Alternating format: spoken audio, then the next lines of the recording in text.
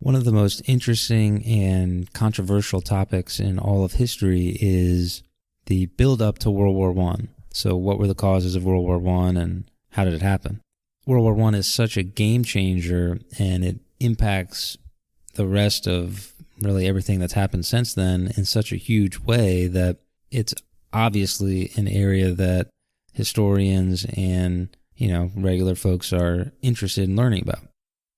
What gets taught in classrooms and what is the traditional understanding of how this war got started is that there were kind of four main causes. So we use kind of the acronym MAIN, M-A-I-N. The M stands for militarism, which kind of means that these countries in Europe were building up their militaries and allowing the militaries to have maybe a little bit more influence in decisions than they could have had otherwise. And to kind of help you wrap your head around militarism, here's the best description I've seen in a while. It comes from Peter Hart as he's describing the build-up to World War I in his book, The Great War. Quote, "As Europe slowly evolved into two gigantic armed camps, the years leading up to war were marked by an upsurge in the arms race, which came to dominate the economies of the great powers. Each had their own gigantic arms manufacturers, churning out weapons of war at an unprecedented rate. Each step forward in the field of small arms, machine guns, or artillery was mimicked, countered, then trumped by the other powers.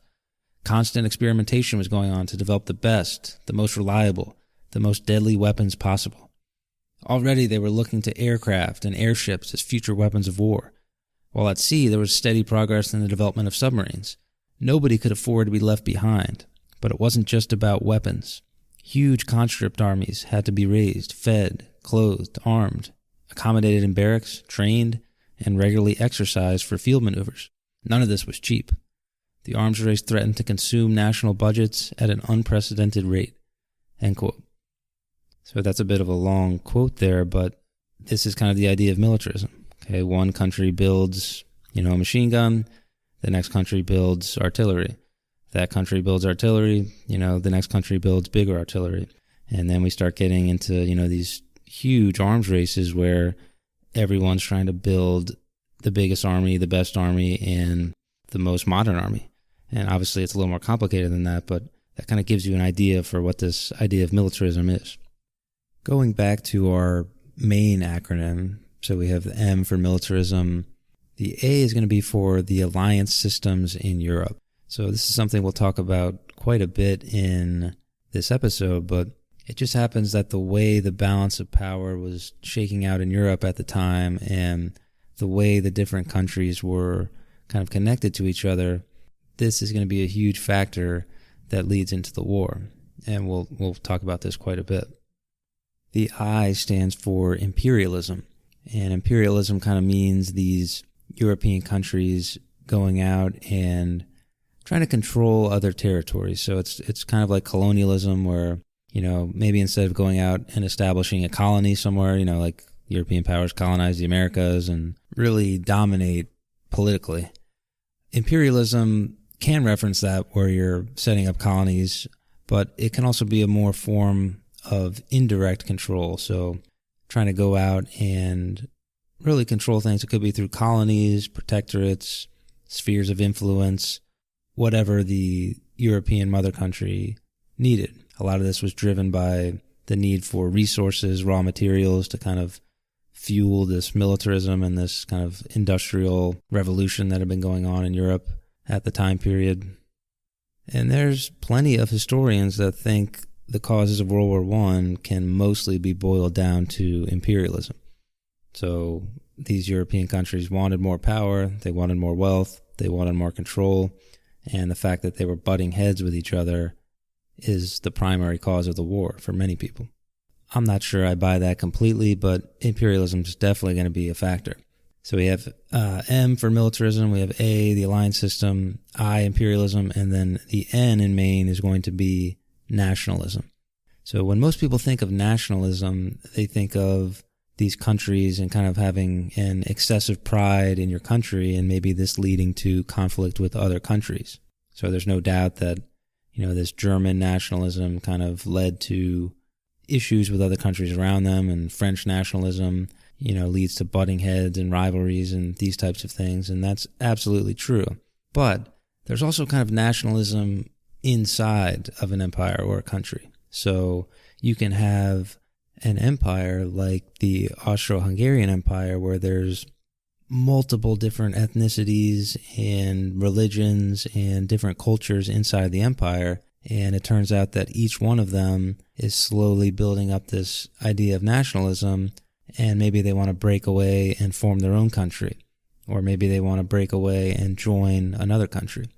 So the main kind of culprit here is going to be nationalism that erupts in the Austro-Hungarian Empire and ultimately creates huge issues, in particular with Serbia.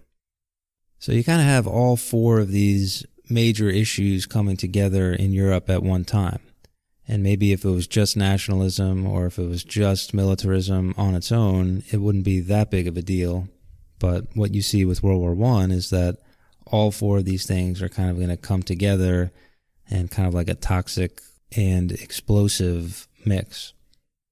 And there's going to be an event that sets off this toxic and explosive bomb, and that's the assassination of Archduke Franz Ferdinand.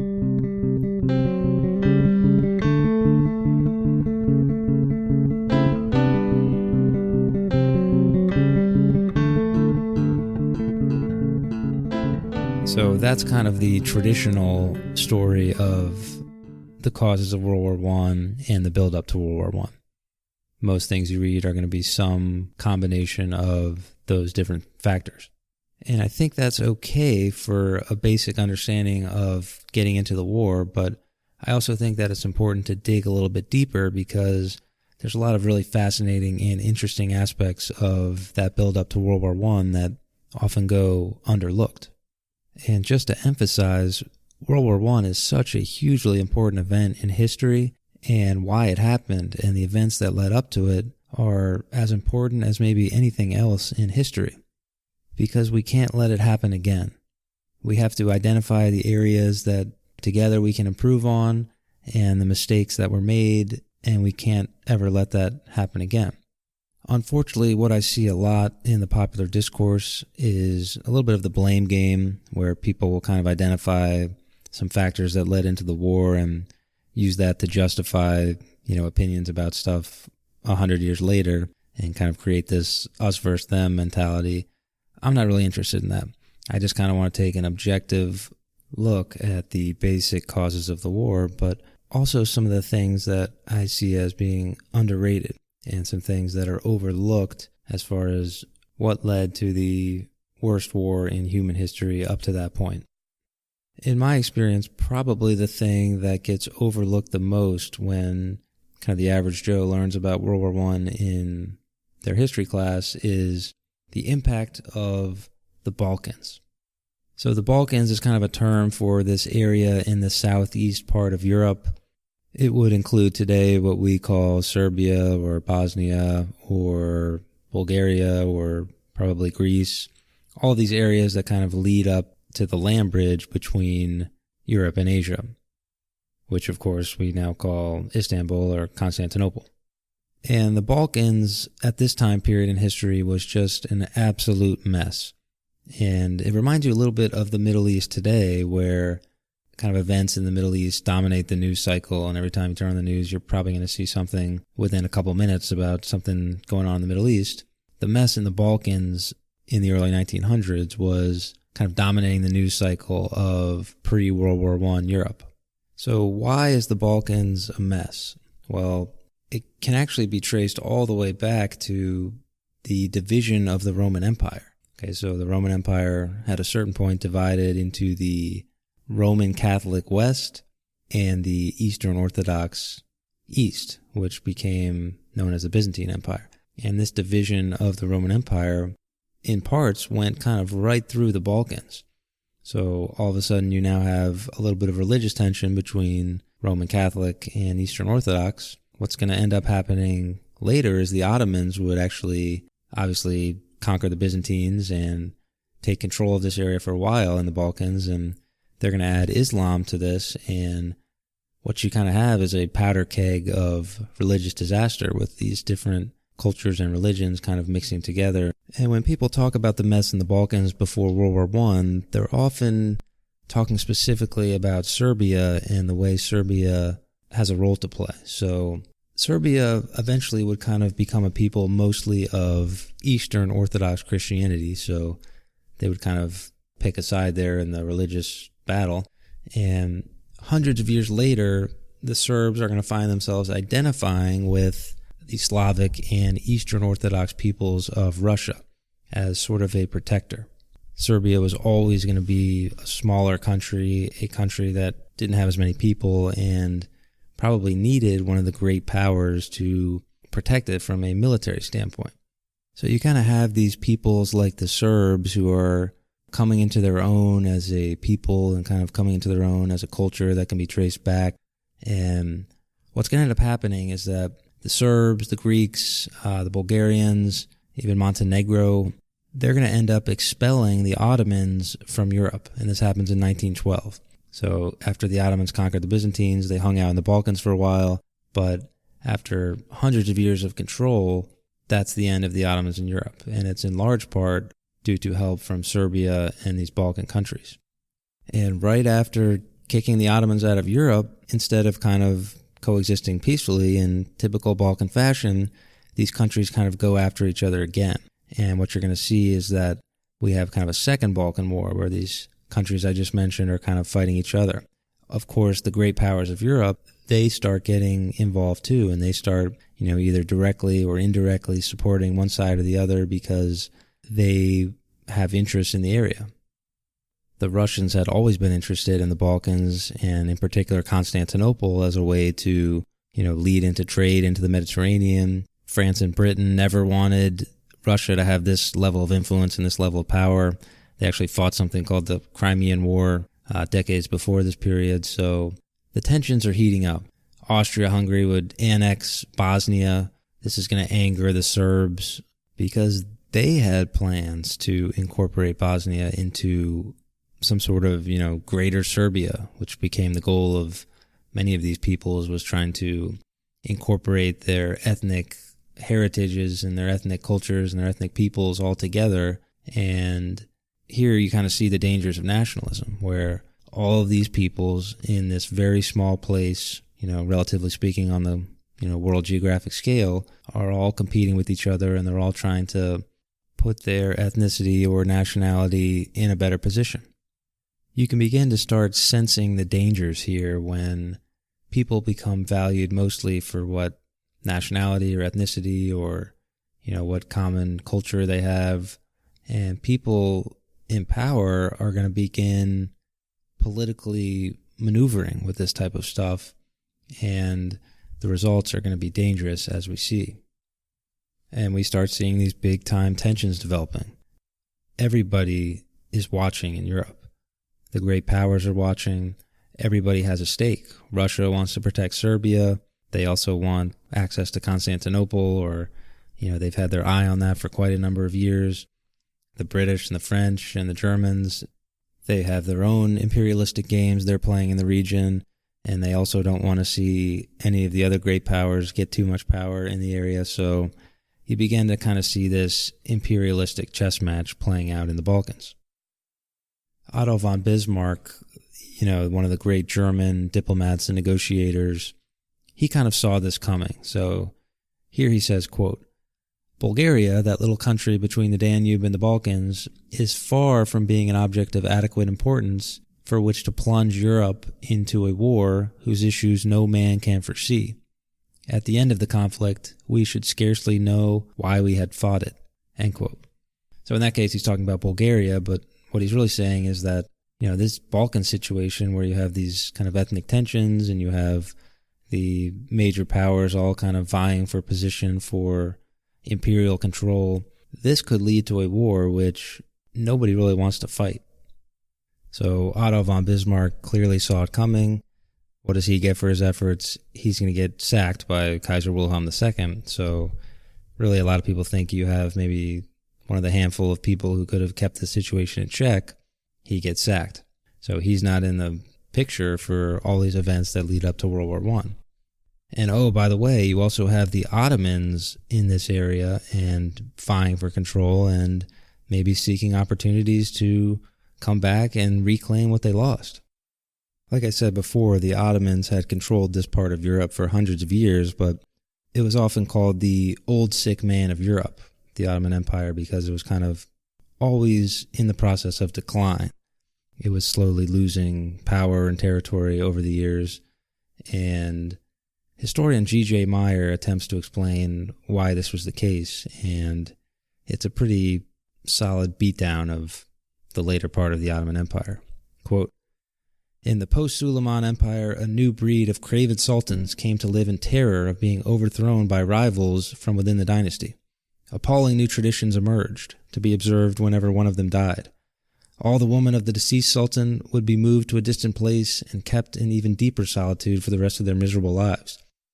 Any who happened to be pregnant would be murdered, generally by being bundled in sacks and drowned, and the younger brothers and half-brothers of the new monarch, often a large number of men, boys, and infants, were murdered as well, generally by strangulation. The rulers erected a windowless building called the cage, in which their heirs were confined from early childhood until they died or put to death, or, having been taught nothing about anything, were released to take their turns on the throne. The result was as inevitable as it was monstrous. An empire ruled year after year, and finally century after century, by utterly ignorant, utterly incompetent, sometimes half imbecilic, half mad men, some of whom spent decades in the cage before their release, and all of whom, after their release, were free to do absolutely anything they wanted, no matter how vicious, for as long as they remained alive. They commonly indulged their freedom to kill or maim anyone they wished to kill or maim for any reason, for playing the wrong music, or for smoking, for example, or for no reason at all." End quote. Okay, so historian G.J. Meyer is not impressed with the Ottoman Empire and the way it was ruled and the leadership they had, so you can start to see, as their power is decreasing in the region, these opportunities for nationalism in these Balkan countries are increasing, which is going to lead to major problems for Europe. With all of these stressors and factors that are leading to increased tensions in Europe and increased tensions in the Balkans, there's going to be one event that kind of lights the spark that sets off catastrophe throughout Europe, and that event is the assassination of the Austrian Archduke Franz Ferdinand. So Franz Ferdinand was the number 2 person in command of the Austro-Hungarian Empire behind the Emperor Franz Joseph, but he actually wasn't in the direct family as kind of a direct descendant. It just kind of so happened that he was going to become the person that would inherit for dynastic and political reasons and all that stuff. But while I did the research for this episode, I learned a lot more about Franz Ferdinand personally, and I think that kind of personal stuff I learned about him changed the way I view him and really what happened to him, and it makes the story even sadder when you think about it. What you have to understand about Franz Ferdinand is that he comes from the Hapsburg ruling family. This is a powerful family that's been in charge of the Austro-Hungarian Empire and a whole bunch of other areas in Europe for hundreds of years. With the Hapsburgs, they kind of practice what's called arranged marriages, and a lot of times these would be marriages that were chosen by the kings and the ruling class as a way to kind of cement alliances or cement territorial expansion, things like this. So most of the time you didn't get married because you fell in love. You got married because it was going to be politically advantageous for you. And what happened a lot with the Habsburgs actually was family members marrying each other, close relatives, things like that, kind of a Game of Thrones style. Nowadays we would think of it as being gross, but that's what happened. Franz Ferdinand was kind of assigned someone who he was supposed to begin courting, someone he was supposed to begin the process of getting married to, and that would lead to a new political alliance. And what happens is that Franz Ferdinand actually falls in love with one of the maids of the woman that he's supposed to be courting. So, of course, this is forbidden, and he just doesn't care. He's in love with this girl. He wants to marry her. Her name's Sophie, and that's what he does. Ultimately, he has to renounce the throne for his children. So, yes, he would step up and become the inheritor of the Austro-Hungarian Empire when the time comes, but his children would not be allowed to take over the empire. They wouldn't be allowed to inherit because of this decision he made to marry based on love and not based on political alliances. So he gets married, and kind of in a sad way, the only people from that Hapsburg family I mentioned are his mother and his sister. Those are the only two that actually attend the wedding. He's forbidden to be seen in public with his wife. He's forbidden to ride in cars with his wife in public, especially in Austria-Hungary. And this is the type of life that he lives with his family. He really becomes kind of a family man after that. While Franz Ferdinand is forbidden from riding in public in Austria-Hungary with his wife, he's not forbidden from riding in public with his wife in Bosnia, the area that Austria-Hungary just annexed. So there's kind of this event that's coming up in Sarajevo in Bosnia where Franz Ferdinand's going to give a speech, and there's going to be kind of this little parade, and he makes plans to go with his wife Sophie and kind of be part of that procession and then give the speech. And this is seen as something that's exciting for the family. It's exciting for Sophie. It's exciting for Franz because they can go out and be together in public. This is something they couldn't do in Austria-Hungary. And of course, we know what is going to happen, and that makes the story all the more tragic that they were so excited to be a part of this thing. And the reason for the tragedy is that, unbeknownst to Franz Ferdinand, there is essentially a terrorist plot going on to assassinate him. The terrorist group was known as the Black Hand, and their goal was to kind of promote Serbian nationalism. So they wanted to kind of liberate all of these Serbs, especially in the Austro-Hungarian Empire and in the newly annexed Bosnia area, and they wanted to form some sort of greater Serbia, for the good of all Serbs.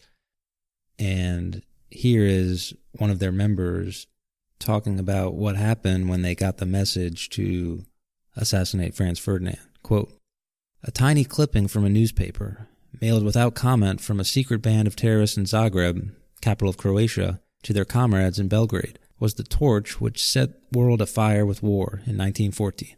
That bit of paper wrecked old, proud empires. It gave birth to new, free nations. I was one of the members of the terrorist band in Belgrade which received it.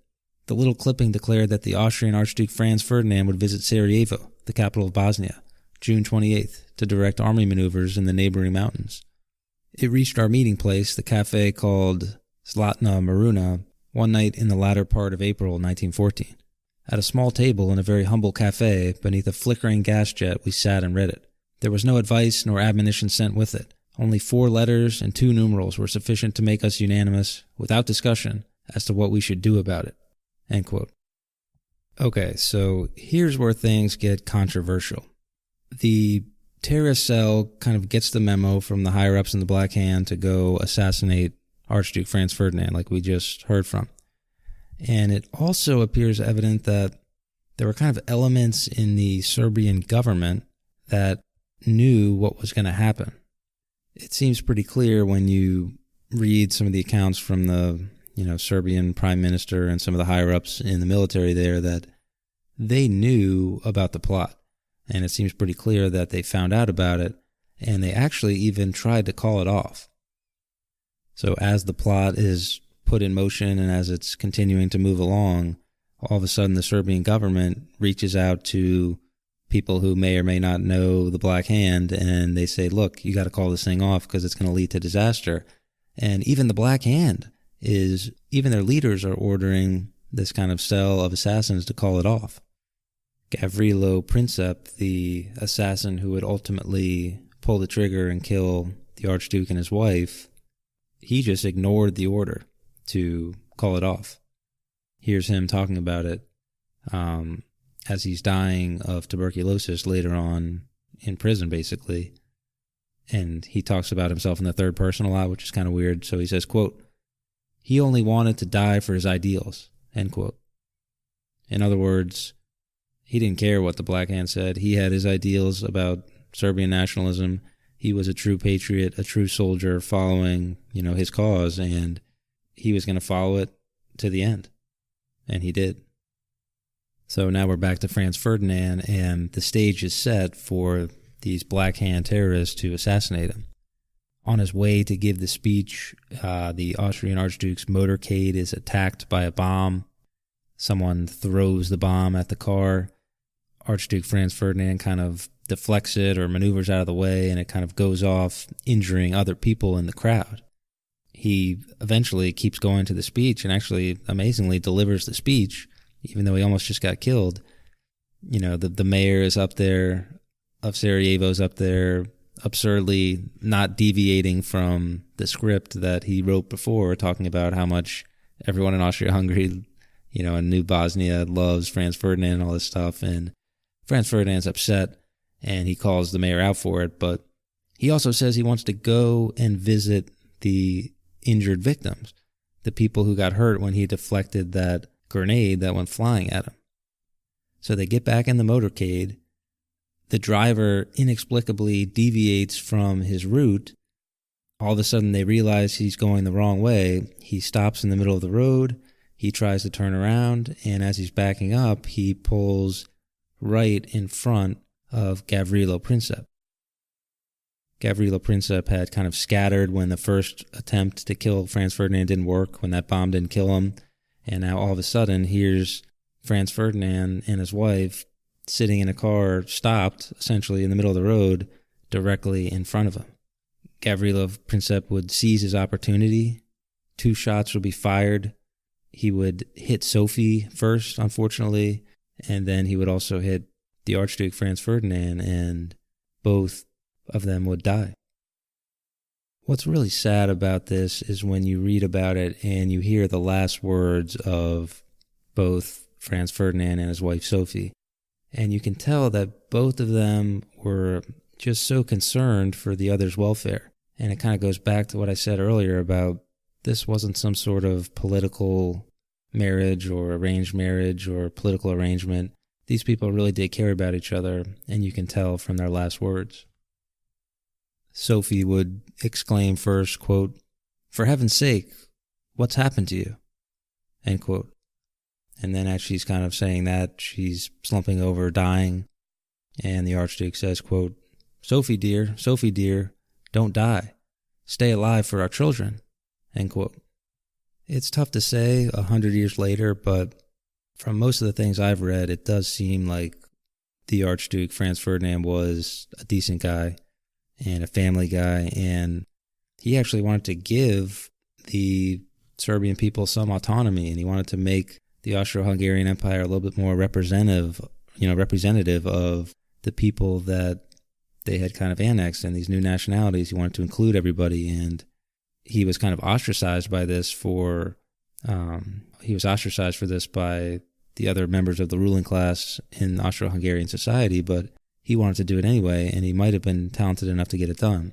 So it's kind of ironic that Gavrilo Princip and the Black Hand terrorists would kill him when he might have actually been trying to help them.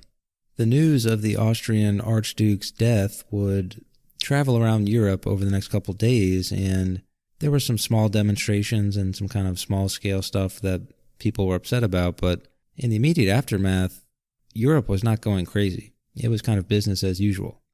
A lot of the world leaders, Germany, Russia, these guys were receiving the news as they were, going on their yachts. Okay, they were going on pleasure cruises, for the summer, and they get the news, and quite frankly, a lot of them didn't even think it was a big deal. One observer would say, quote, "The event almost failed to make any impression whatsoever. On Sunday and Monday, the crowds in Vienna listened to music and drank wine as if nothing had happened." End quote. So in the immediate aftermath, it doesn't appear that this is going to be a huge, earth-shattering political event, but that's exactly what it's going to become. And of course, there's a small backlash against the Serbian people from different areas of the Austro-Hungarian Empire, but it largely subsides in the aftermath of the assassination. So what's really interesting here is that Austria-Hungary's response to the assassination is filled with mistakes. And if they had gone on a path, from their government's perspective of a little bit of a more reasonable approach, as we're going to outline in pretty much detail here, World War I might have been able to be avoided. So I think Austria-Hungary has received a little bit of blame from historians, and that's kind of what this episode is all about, is where do we place the blame. They've received quite a bit as far as how did they handle the assassination, how did they respond, and why was it such a mess. The Austro-Hungarian Empire sees this whole Serbian nationalism issue as really a threat to their security. And really they see the existence of Serbia at all as a little bit of a threat to the Austro-Hungarian Empire. It seems like they genuinely feared that Serbia would be expanding their territory and that Austro-Hungarian Serbian national subjects would be breaking away from the empire unless something was done.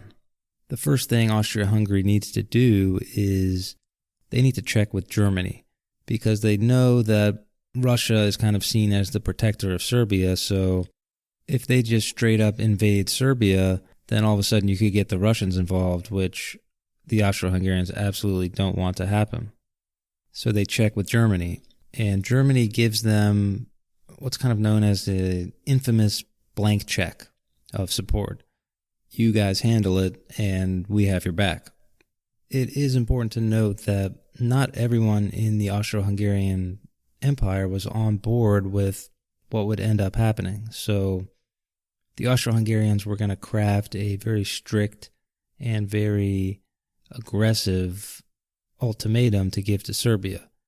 And there were certain elements in the Austro-Hungarian government, in particular the Hungarian prime minister, who didn't think this was a great idea, and they knew that if you really had a huge failure of diplomacy here, that could lead to a huge European conflict that would be devastating for everybody. And so 3 weeks after the assassination of Archduke Franz Ferdinand, Austria-Hungary delivers their ultimatum to Serbia. And for basically 3 weeks, they didn't really inform Germany too much about what was going on, and many people felt that they actually did it in secret. So yeah, Germany gave them the blank check, but it would have been nice to get an update every now and then, so everybody was surprised. This was 3 weeks after the assassination. It felt like everything was kind of cooling down. There wasn't a huge backlash anyway, and all of a sudden you have this incredibly strict ultimatum that Austria-Hungary delivers to Serbia, and if Serbia doesn't comply, I think it was like a list of 10 demands or something close to that. If they don't comply with all of those, there's going to be a war. And the intention of Austria-Hungary, if these demands weren't met, was to absolutely take Serbia by force and totally destroy it as a client state and make it become a client state of Austria-Hungary. So keep in mind that this is 1914, and you can't just send an email delivering this sort of ultimatum. You have to send somebody in person to deliver something this important.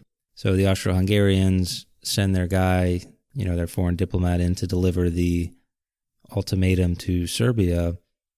Of course, it turns out the Serbian prime minister is on vacation, just like Kaiser Wilhelm is on his yacht, hanging out. And it's really amazing to read about how all of these European leaders were on trips or vacations or yachts as the most important diplomacy in world history is going on. And where are these guys? They're hanging out at their vacation homes.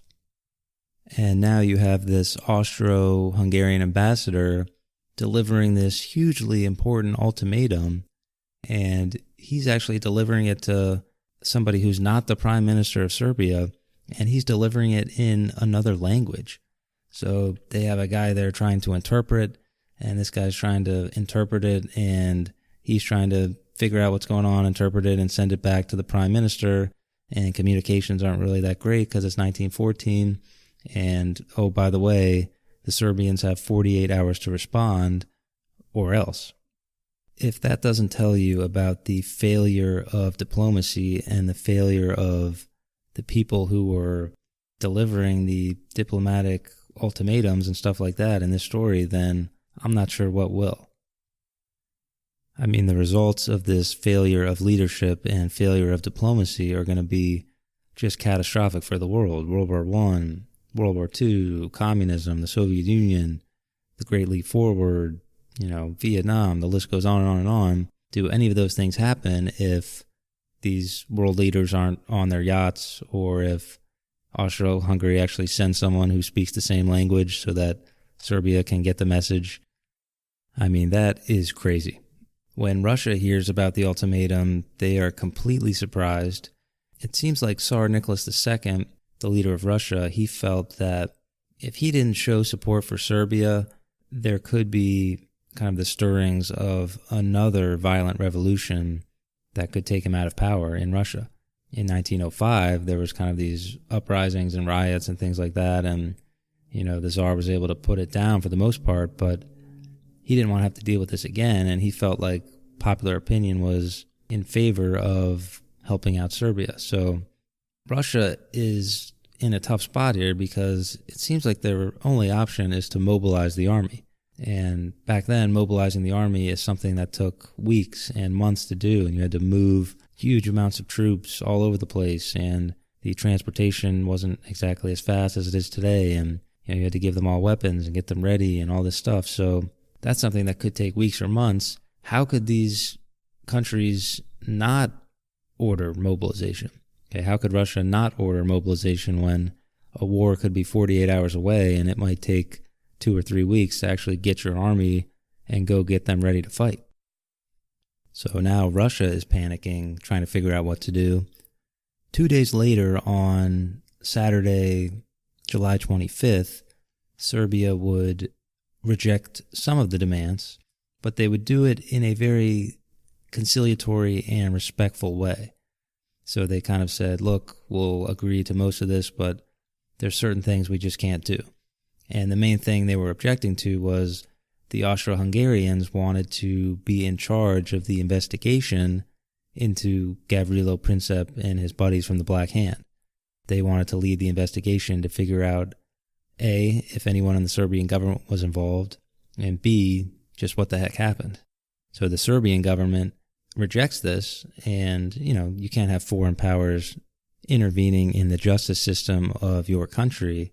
That would never fly pretty much in any country, so they had to reject that demand. And then furthermore, as we said before, the Serbian government, or at least the prime minister, knew about the plot. They did try and stop it, but that's not going to go over well if Austria-Hungary figures out that the Serbian prime minister may or may not have known about the plot to kill Franz Ferdinand. And it's at this point of the story where you really have to take a step back, and as you're criticizing these diplomatic failures, you have to remember that it was actual people with all of the flaws and failings that actual people are prone to making. These are the people who were making the decisions. Historian G.J. Meyer says, quote, "Men with the power to decide the fate of Europe did the things that brought the war on and failed to do the things that might have kept the war from happening.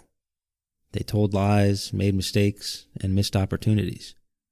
With few, if any, exceptions, they were decent, well-intended men, and almost always they acted for what they thought were the best of reasons. But little of what they did produced the results they intended." End quote. So from here on out, you're going to see all of these diplomatic maneuverings made by these people who are, you have to kind of take their word that they're doing the best they can. The problem is they're just failing miserably. Once Serbia rejects the demands of Austria-Hungary, they mobilize the army because they're expecting an invasion. Austria-Hungary sees this, they're going to mobilize, and all of a sudden we have Serbia and Austria-Hungary mobilized for war. Russia sees this going on, and they really don't want to mobilize because they know that if they do, it's really going to upset Germany, and they don't want a war with Germany. So what they do is they declare something called preparatory mobilization.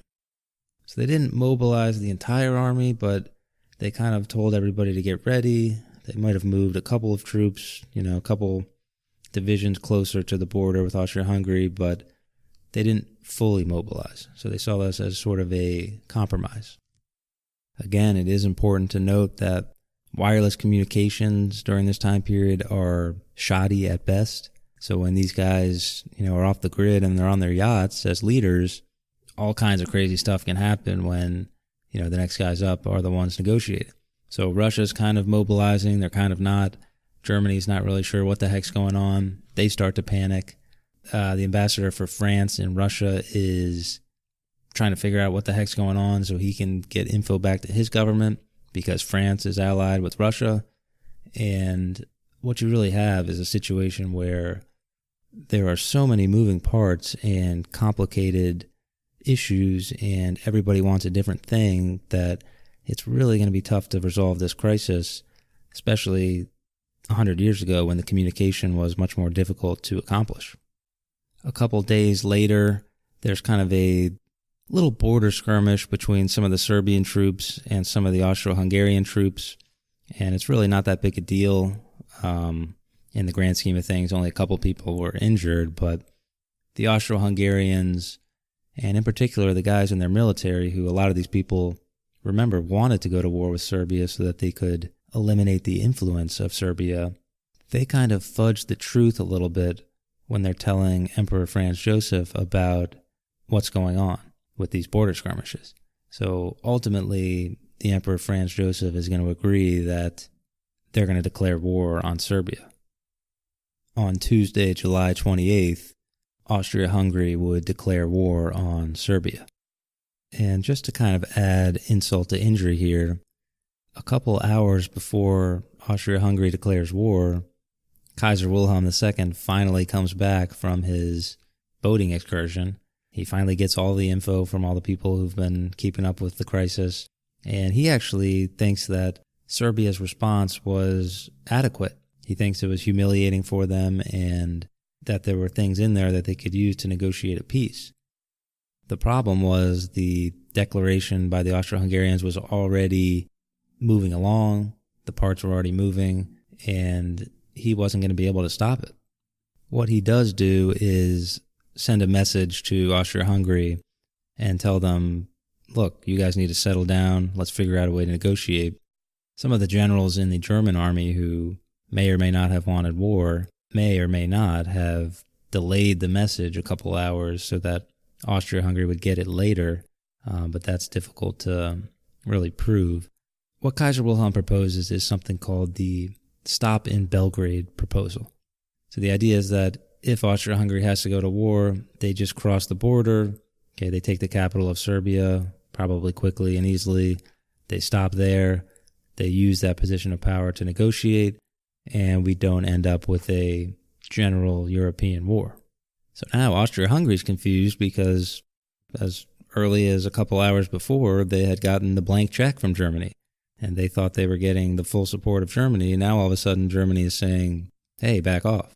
The problem is it probably wasn't Kaiser Wilhelm who was directly making those decisions with all of the information and all of the knowledge. Once he got all of the information and all of the knowledge that he could possibly get, he wanted to avoid war. So Kaiser Wilhelm II, when he did get all the info, was furious. He composes a long telegram to send to Austria-Hungary, and he says, talking about the Austro-Hungarian government here, quote, has left us in the dark concerning its intentions, despite repeated interrogations, and Germany is in an extremely difficult position, end quote. And of course, the Austro-Hungarians are just scratching their heads, wondering what the heck's going on, because Germany's telling them one thing one day, another thing another day, and someone inside the Austro-Hungarian government said, quote, who's in charge in Berlin, end quote. So they're wondering if it's the Kaiser in charge, if it's the army in charge, why everyone's telling them different things, and they're trying to figure it out. And sometimes the diplomats in this situation take a lot of blame because they often didn't know what the governments wanted.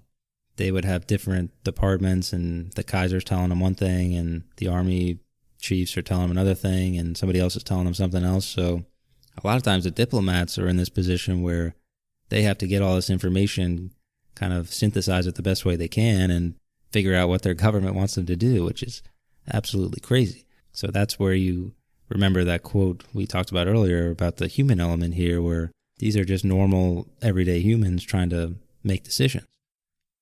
While all of this is happening, The leaders of Russia and Germany are actually related, by the way, and they're sending each other what's known as the Willy and Nicky telegrams. Tsar Nicholas II and Wilhelm II of Germany are sending each other telegrams saying, hey, back down. Nobody wants a war. Let's all agree not to mobilize, and we can end this right now. Problem was that there wasn't the trust there, and if you were the first one to back down and you turned out to be wrong about a war starting, you were guaranteed to lose the war. So it's difficult to say in the best national security interests of your country that you would want to be the first one to back down. So neither side could do it.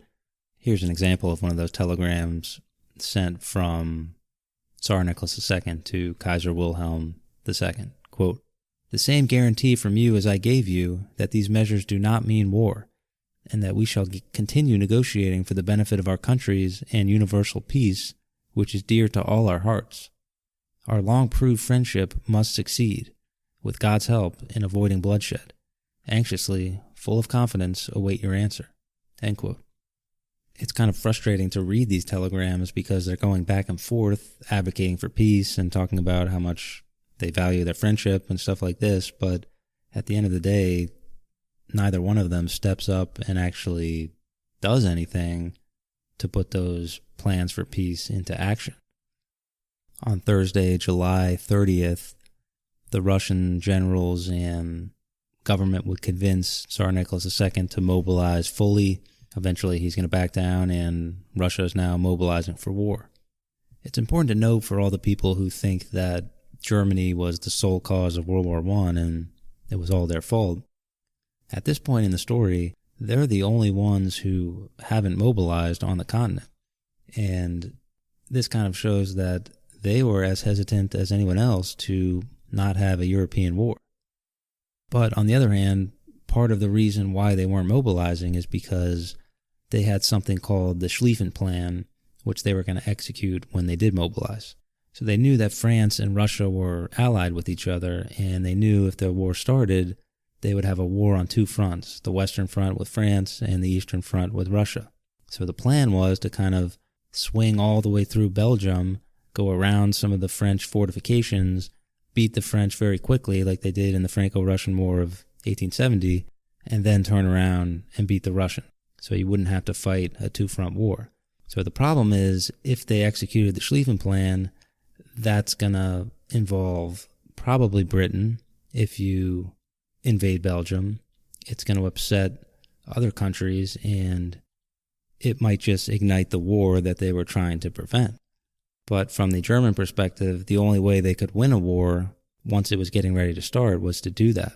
And I think Russia deserves some blame here for their mobilization, because once that happens, it all but ends any hope for peace. It was probably unnecessary.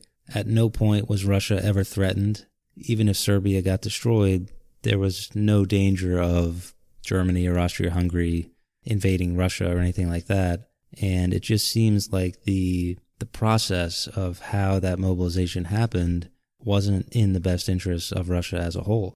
And obviously their performance in World War I and the subsequent tragedy that happened in Russia during the war shows that. And you have to question the leadership of Tsar Nicholas II here.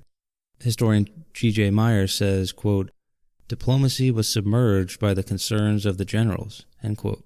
And he's talking about Russia there, but he's also talking about Germany and some of the other countries. And this really is one of the underrated dangers of militarism. So we mentioned militarism earlier as being something where everyone's building up their weapons and their armies and their guns and things like that. But militarism can also be when the military is making more of the important decisions in your society. And the military is making those decisions based on what's going to be effective for winning a war, not necessarily what's effective for keeping a balance of power in Europe or a peace that's going to last or anything like that. So now it is crunch time for Germany. Russia has mobilized. Austria-Hungary and Serbia are basically at war, and they have to figure out what they're going to do. So on Friday, July 31st, Germany sends what's known as the double ultimatum. They send a ultimatum to Russia, and they tell Russia, look, if you guys don't back down, if you don't stop mobilizing in 12 hours, we're going to mobilize. They also sent an ultimatum to France. They asked them to declare their neutrality, or else they would mobilize. So on the one hand, it's a nice gesture to send that to France and give them the opportunity to avoid war, but on the other hand, it kind of seems like, hey, France, we're getting ready to attack you right now. Why don't you just go ahead and back down? If you're the French government, that's just more of an indication that perhaps Germany could be attacking your country. The British jump into the fray here, trying to engage in some last-minute diplomacy, asking the Germans what if they could guarantee French and British neutrality, would that change anything? Ultimately, these British interventions wouldn't amount to anything, and on August 1st, 1914, after that double ultimatum came back with no side backing down, Germany declares war on Russia. There's a sad story in G.J. Meyer's book, A World Undone, where he talks about the moment where the German diplomat delivers the declaration of war to the Russian diplomat. These guys had both been friends for a long time. They'd been living in the same city. And as soon as it's delivered, both guys kind of break down crying and they give each other a hug, and then they separate, probably for the last time. And you just get this sense that they knew it then, and of course we know it now, but the disasters that this war would bring about were going to change the world forever. With the Germans having declared war, they now move into Belgium, as the Schlieffen Plan for their mobilization dictates they have to. So essentially they're now at war with France and Russia. The British would hesitate for a little bit, but it would mostly be this idea of poor little Belgium, who Britain kind of had an alliance with, that gets Britain pulled into the war. At least that's the reason a lot of the politicians gave, was we can't let this invasion of Belgium go unjustified. And all of a sudden, due to all of these factors we've talked about in this episode, World War I is on. It's difficult to say whether it was mostly militarism or the alliance system or imperialistic ambition or nationalism or these tensions in the Balkans or the assassination of Franz Ferdinand or the clumsy and lackadaisical way that Austria-Hungary handled Franz Ferdinand's death, or the general lackadaisical attitude of the world leaders, in particular Kaiser Wilhelm II and Tsar Nicholas II, as they're negotiating these epic and catastrophic deals, or the poor diplomatic skill of really everybody involved, or the poor decision by Russia to mobilize their army, or Germany probably listening more to its generals than they should have. But whatever the reason, we're now at war. And it seems like the average Joe in Europe wasn't too worried about it. Bertrand Russell is talking about this phenomenon. He says, quote, "I discovered to my horror that average men and women were delighted at the prospect of war." End quote.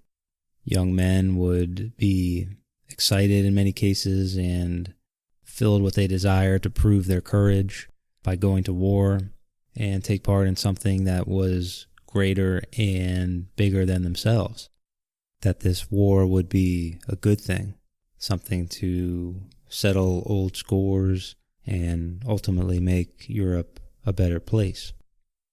This is maybe the best and most tragic example and most tragic lesson of just how wrong the average person can be.